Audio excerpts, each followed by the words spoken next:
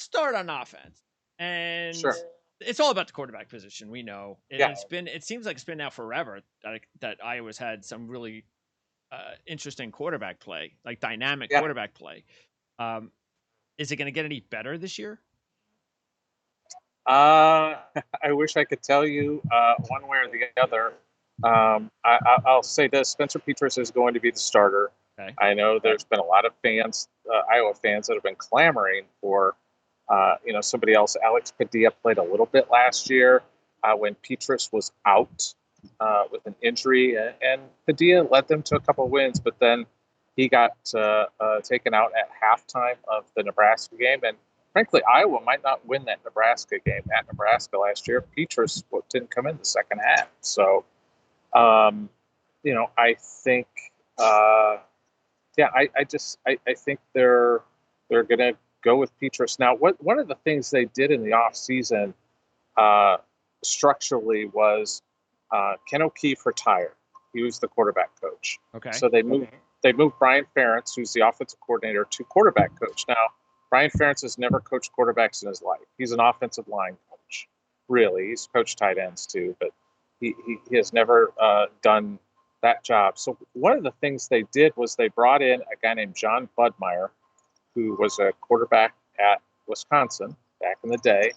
But he got into coaching. He coached under Paul Chryst for several years when Paul was at Pitt and then at Wisconsin, and then took the job, which ended up being just a 1 year gig at Colorado State under Steve Adazio as the offensive coordinator and quarterback coach. And he was out of work, and he's friends with Brian, and so they brought him in as an analyst. And he's kind of went under the hood with just sort of some of the quarterback stuff and kind of simplifying the offense for the quarterbacks and things like that. And Spencer Petras and the other quarterbacks seem to think it's helping. So Okay. I, the hope is that things just get better with the passing game, because last year the passing game was just it was rough. It was just, the offense was rough. It was just and part of that was the offensive line kind of got disrupted early in the year. The two starting guards that they expected to have at the beginning of the year, one broke his foot, the other one just never recovered from injuries. So they were without those two guys, and the offensive line just never really started to click until maybe last part of November. I think they started to get some footing, but they had young tackles that struggled. It was just they never got going. And when Iowa's offensive line struggles, the offense is going to struggle. Sure. The hope is that the experience is going to roll things over and help the Hawkeyes this year. And does that also mean that on the roster, there's not going to be a, hey, where did that kid come from kind of prospect? Is there a kid maybe maybe he's not even ready this year, but is there someone on the roster that the fans can get excited about a year or two down the road, or is that not even coming for a few years until they recruit somebody? Are you talking about quarterback? Quarterback, correct. Yeah. There's a young guy that they seem to be pretty excited about. His name is Joe Lavis, and he's a redshirt freshman from Ohio. And Joe, just ran scout last year, and I think everybody got pretty excited because he's got a little. One of the coaches kind of compared him a little bit to Drew Tate, who was quarterback at Iowa in the mid 2000s. The 2003, 4, 5, 6 era there, and just got a little bit of that gumption to him, a little bit of toughness, and so I think there's some hope that maybe he's going to develop into something, but I think this year counting on him would be a little bit of a stretch. Okay. And with Goodson gone, who really, Yep. you talk about the struggling offense, most of it was in the passing game. And yeah, they did struggle a little bit in the running game because I think a little bit more was expected out of Goodson, or at least a production of the running game. But still, he's a very talented player and he's no longer there. So who's the next guy in line? Yeah, and they did struggle. They went from averaging 4.5 yards a carry, which is what they want to hit, every year to under 4, and that's going to just dent their offense because Iowa can't live in 2nd and 8, 2nd and 9. That's just not an effective world for them. They've got to be 2nd and 5 to really make that offense work. And Goodson didn't play in the bowl game, so we got kind of a preview of what Iowa's run game was going to look like, and I thought it was pretty good. They had Gavin Williams as the starter, and he rushed for 98 yards against Kentucky. And then his backup, no relation, LeSean Williams, and he had a nice game as well. Both those guys just kind of more downhill runners. Okay. They get after it a little bit in that way. And, where Goodson was kind of a juke and jive kind of guy that just kind of tried to make people miss. These guys they get downhill. And there's a young back that's a true freshman coming in named Caleb Johnson that I think is kind of in that same vein that if they need a third back, I think he's going to probably be that guy. Okay. And as far as wide receivers are concerned, the main receiver is not a surprise with Iowa is the tight end Laporta. Yeah. I guess let's start there. How does he rank? Because Iowa's had a ton of great tight ends, as you know, and you're well aware. Yeah. So how does he rank with some of the greats that have come around the last 10 or 15 years? Yeah, I don't know that he's T.J. Hawkinson or Noah Fant. But he's pretty good. Who he reminds me kind of is like a guy that was in the late 2000, 2008, 9, 10 era. A kid named Brandon Myers, who spent about 10 years in the NFL. Just a good athlete. Had to kind of fill his body out a little bit to be a tight end, and may have gotten thrown out there a little earlier than normal. But I really like Sam. He's a confident kid, has good chemistry with Petrus. I would guess he's probably going to lead the team in receptions this year. It's going to probably either be him or Nico Reganey that lead the team in receptions, I would think. But their most explosive guys are a pair of sophomores, Arlen Bruce and Keegan Johnson. Those are the two wide receivers that kind of have that playmaker ability. They did lose Charlie Jones late to transfer, and he's at Purdue. So that, he was probably their fourth wide receiver. Okay. And the other area that they will miss Charlie is Charlie was the return man of the year in the Big Ten Conference. He's a great kickoff return guy, and they're going to miss him. But I would suspect that Bruce and Johnson probably end up taking over those jobs. I think Bruce will probably be the punt return guy, and Keegan Johnson might end up being the kickoff return guy. But they are rail thin at wide receiver this year.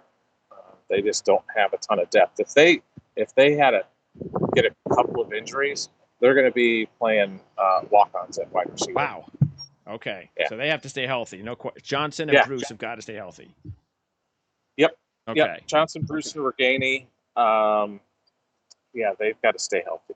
And who would be the most between Johnson and Bruce?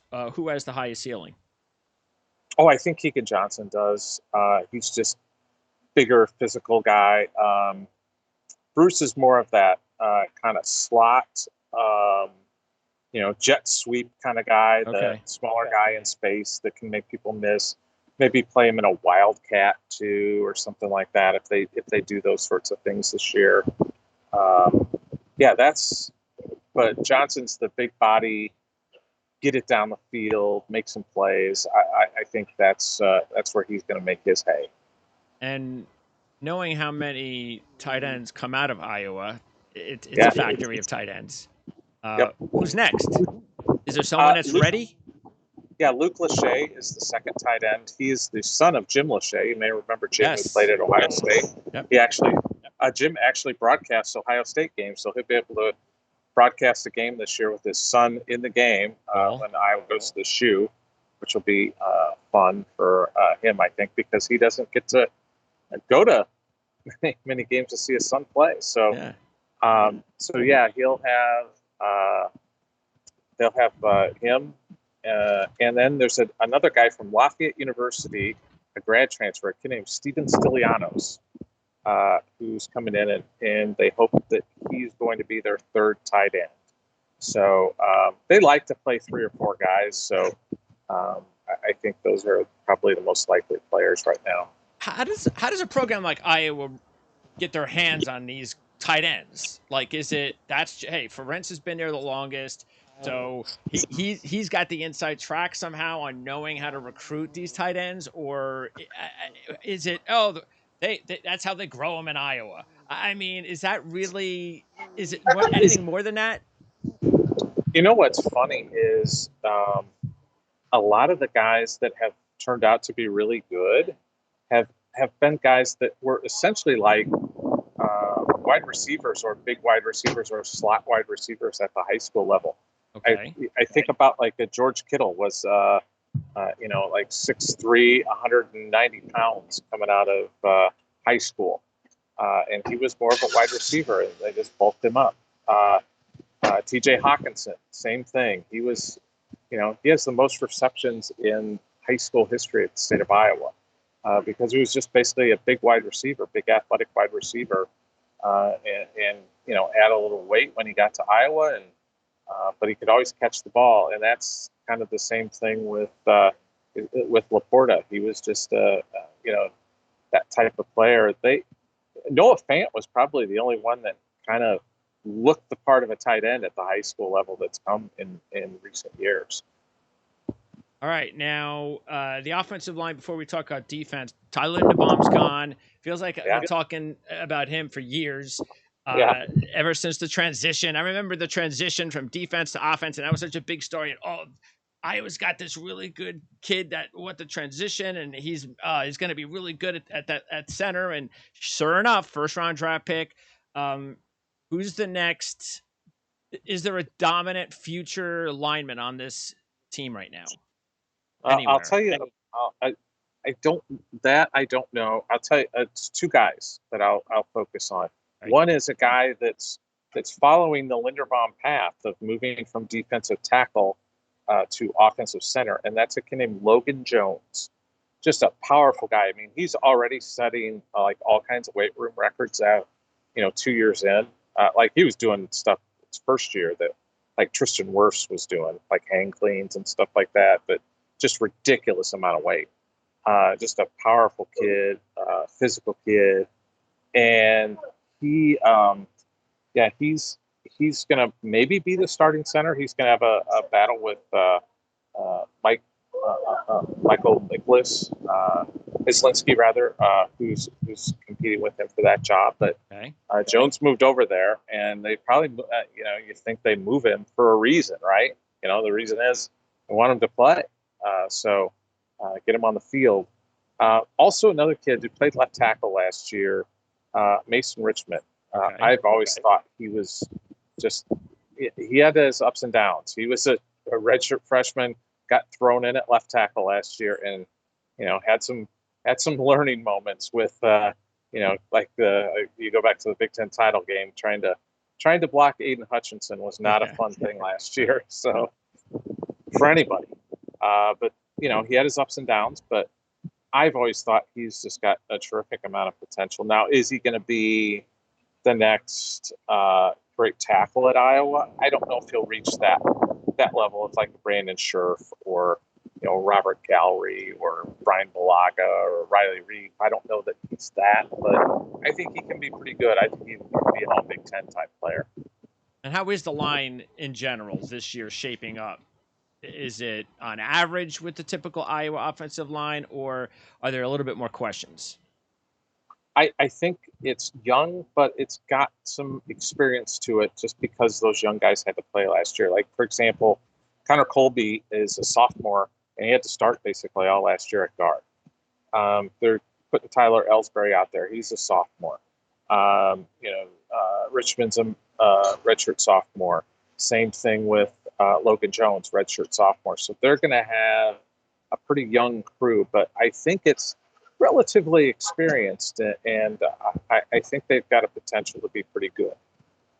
Okay, let's talk about the defense, because this is really what is going to win or lose the season for the Certainly. Hawkeyes.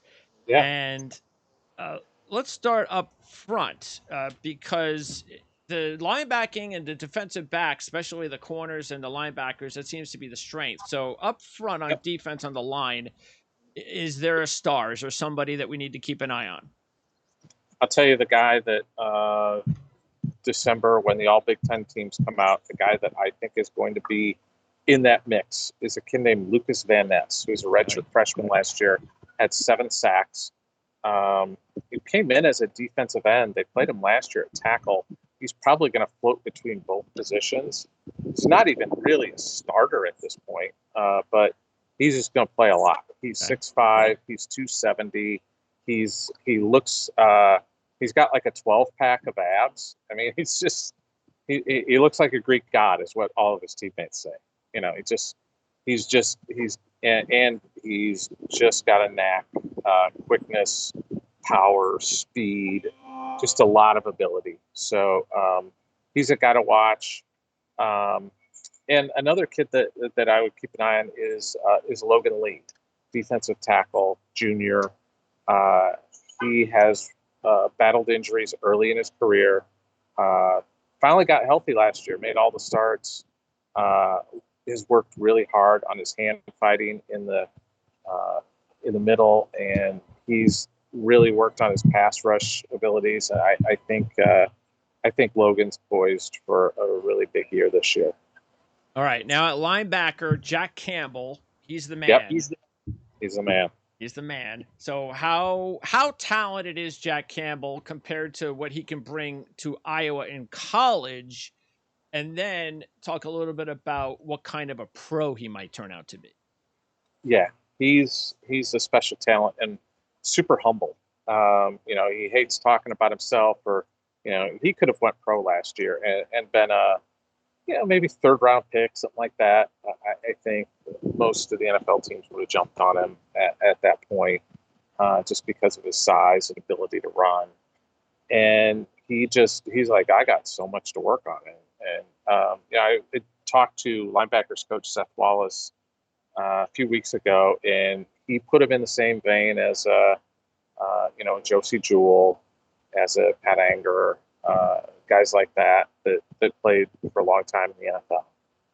He said he's as good as they've had at the position. So he's different because he's a legit 6'5", 240. So he's just, most of those guys, Josie and Pat were, nudging over 6 foot, maybe on a good day. Yes. With lifts in their shoes, Yeah. So they, Jack's just different. He gets side to side just so well. And they like him in the middle because one of their, the way they run their defense, he's going to have to take on one of the guards, and he's able to do that with pretty good ease. And I'll tell you what, the other guy that works with him most of the time, Seth Benson, might be the most underrated linebacker in the country. I mean, he's just smart, doesn't make any mistakes, does everything you need. Just, he is a terrific football player.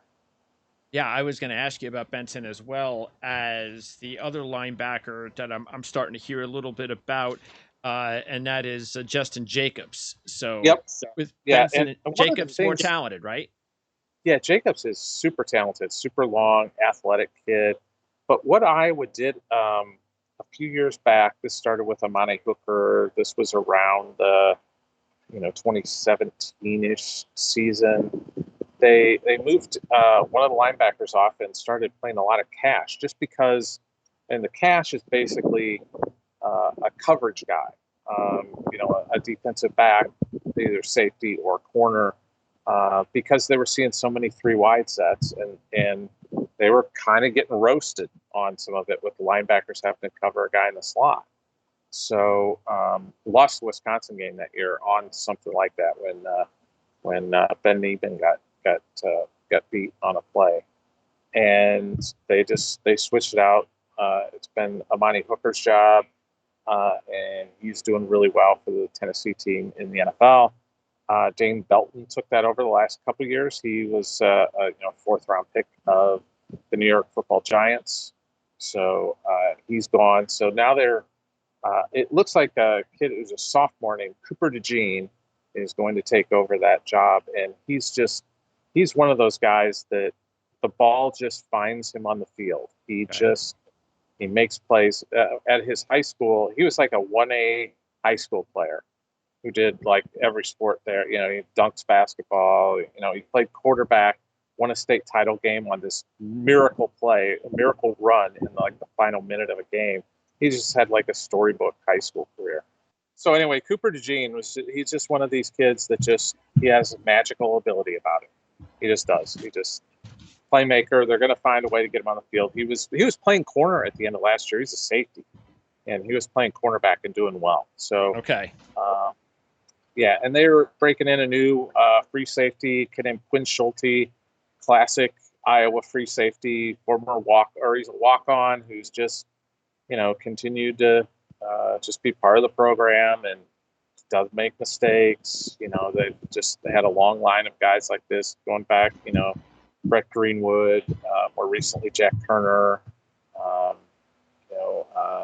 Jake Gervais, guys like that. They've just had a long list of guys like this who played that position. So, and the other big thing in the secondary is they've got Riley Moss back, Yes. All-American last year, Thorpe Award semifinalist. He came back to, potentially, he's hoping to win the Thorpe Award this year. So, got Riley back as well. Yeah, being a big guy like he is every NFL team loves that for a corner. But do you think when he gets to the NFL, do you think he's fast enough to be an outside corner? Yeah, and in fact, he said, "I'm anxious to run that 40." Oh, okay, I like it. So he thinks I know he thinks he can run in the 4.4s. Okay, so I'll raise his stock we'll up. Yep. We'll see. And Iowa's got a couple of true freshmen in the secondary that fans are going to want to be aware of. Xavier Wampa, 5-star kid out of Southeast Polk High School, came in at semester, and he's a safety by trade. He could play some cash too, but he'll definitely get on the field at some point in some way. Okay. And also a cornerback kid named TJ Hall, who I expect to play this year, a 3-star kid out of California. Kind of got lucky to get him because they had some connections with him, because they don't really recruit California very often. And he had been committed to University of Washington. They made a coaching change and kind of opened things up for Iowa to get more involved. And he came in at semester, and they were super impressed with him. And it wouldn't surprise me to see him get a lot of playing time this year too. And Jamari Harris, what are you expecting out of Harris after what you saw last year? He finally played a full season, and now there's more expected and there's more responsibility for him, right? Yeah, he'll miss the opener because he had a OWI during the offseason, so he's going to sit for the opener. But he really came on at the end of last year as a player, finally got his chance, and I would suspect he'll be back in the mix here this year. Okay. Game 2, probably be back in the starting lineup. Although I've seen guys get Wally pipped at Iowa for missing that first game too. That's true. That's how Desmond King became a star and got his starting job. Was a guy got hurt in that first game, and Desmond got his shot, and Desmond never left. That was that was a hell of a legacy too. Those were the days back then. That was great player. Yes. Still playing in the NFL. That's true. Yes, absolutely. And it's another player. Who was I thinking about? I remember because we were talking about quarterbacks, and I remember there was that time. I forget what it was. It was like 10 or 15 years ago when they had their like best and most exciting offense. It was Brad Banks. Okay, yeah, okay, that's what I was thinking about. Okay, yeah. Brad Banks. Where did that offense come from and go? Wow, that was that was the perfect storm. Yeah. Of maybe the greatest collection for offensive line in the history of the program, and a good enough defense, but that offense was just a machine that year. Yeah, that was fun. Okay, so a few more things. The schedule. The top 3 non-conference games don't look very easy, and they never are whenever you stick Iowa State in there in week 2.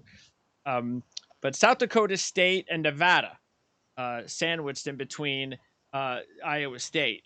South Dakota State, that can scare you. You never know what you're going to get from Yeah. South Dakota State. And then, of course, Nevada. This is a Yep. better year to take on Nevada without Strong and without Dabbs and the quality of players that they graduated last year. Yeah, and the other thing with Nevada was it was set up. That game was set up because Jay Norvell was there, and Jay Norvell's a former Iowa player. Okay. So that's why that was set up. That's why they were going to play that game, Okay. and so that'll be their easiest non-con game, I think. South Dakota State's going to be tough. Iowa State always tough, but the good news for Iowa is that all three of those games are at home. So that always will always be helpful here at Kinnick Stadium. Yeah, and speaking of the home games, out of the three really tough games on the schedule, Michigan, Wisconsin home, Iowa State, as you mentioned, on the road. So those are the three really the toughest games. If Iowa fans had to pick one home game to go to this year, would it be Michigan or Wisconsin? Oh, probably Michigan. But the crazy thing, Iowa has sold out 5 of their 7 home games already. Okay. So if you're going to go to Michigan or a Wisconsin game this year, you got to go to the resale market now. You got to go to StubHub to get into that game because it is sold out. And I know a lot of Hawkeye fans are hoping that Michigan game is at night because Kinnick at night has been a house of horrors for the Michigans of the world. Yes. But now with the way things are TV wise, I would guess that game's probably going to be the 11 a.m. Central kickoff for the big noon Fox game based on the schedule right now. Yeah. Okay. My final 3 questions. Tell us something all handicappers should know about Iowa in 2022. Well, I'll use something from last year that I think will be true this year. And I'm pretty sure it ended up being 75% of Iowa's games went under last year, under the total. And they had some totals in like the upper 30s too. It's not like they had totals in the 50s.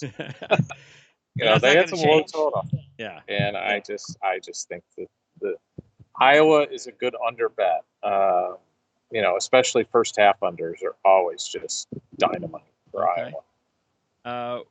What should fantasy football fans know? Because college football, fantasy football is starting to pick up steam. So if you're a college fantasy football fan, what could you tell those guys about this upcoming season? That give them a little bit of maybe a hint of somebody that they could take advantage of. Well, I would throw 2 guys out there. One is Sam Laporta, if you've got a tight end position that you've got to fill, because he's probably within the top 5 tight ends. Notre Dame's probably got the best guy, I would think, but Laporta's going to catch probably 60 passes this year, so I would go with him. And if you want a dark horse running back, I would say take a flyer on Gavin Williams. Because he's going to be the lead back in an offense that's going to run the football. And you don't have many of those in college football today. So, he's I think a decent bet to rush for 1,000 yards this year. Okay, that's a good one. And then the last one, and this could be for just general draft experts or for draft experts for the 2023 draft. Tell them something that they don't know about maybe a player that they should know. Boy, that's a great one. The obvious one is Jack Campbell, because I think he's going to potentially be a first-round pick. I think second round at the latest. Who I would throw out there as kind of a dark horse because it's become such a fun thing. Torrey Taylor, Iowa's punter.